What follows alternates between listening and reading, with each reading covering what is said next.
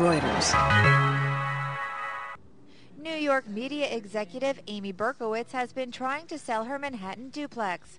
Despite its prime location on Manhattan's Upper West Side, after almost a month on the market, she has not received any bids. So she's cutting the price by $100,000 to $1.35 million. We haven't had any offers to date, which I'm a little bit surprised with because I think it's a lovely apartment. I've done a lot of work on the apartment. Prudential Douglas Elliman's Ann Cutbill-Linane is her broker and says sellers are facing a new reality. As a seller, you have to get with the program and say, this is what the market price is today. It's still a great price, and move on.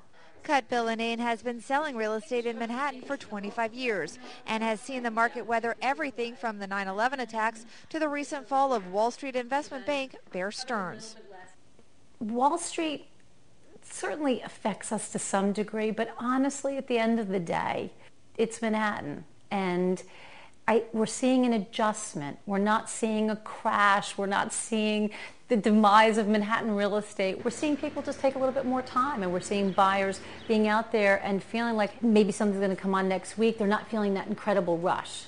But things are selling, and things are selling at good prices. Jonathan Miller is the president of appraisal firm Miller Samuel. There are open houses here in New York that are packed, so we're seeing a lot of interest, but I think there's a lot of information to process, and I think people are taking longer to make a decision, so we're going to see an expansion in marketing time. We already are in terms of expectation levels for how long it takes to sell something.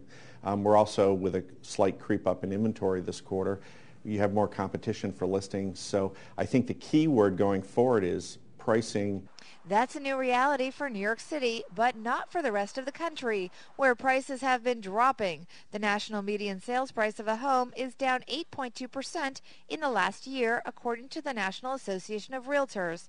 In Manhattan, the median sales price over the same period rose 13.2%, according to Prudential Douglas Elliman. Now Berkowitz hopes dropping her price will bring in the buyers.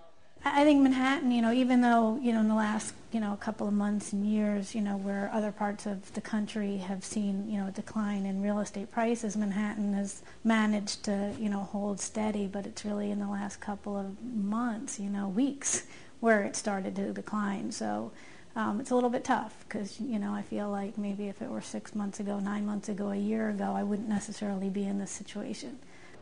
Buyers may now have some wiggle room, but Manhattan remains pricey. Prudential Douglas Elliman's latest survey showed the average sale price for a Manhattan apartment over $1.7 million, a record. Bobby Rebell, Reuters, New York.